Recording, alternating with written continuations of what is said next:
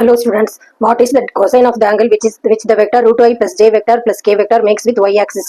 இதுல வந்து கொசைன்னா direction cosine தான் அந்த மாதிரி கேட்குறாங்க.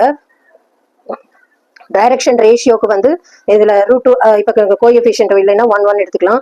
ரூட் 2, 1, 1 டைரக்ஷன் கொசைன் கண்டுபிடிக்கணும்னா இப்போ ரூட் 2 டிவைடட் பை இதோட magnitude root 2 square plus 1 square plus 1 square 1 divided by root 2 square plus 1 square plus 1 square 1 divided by root 2 square plus 1 square plus 1 square.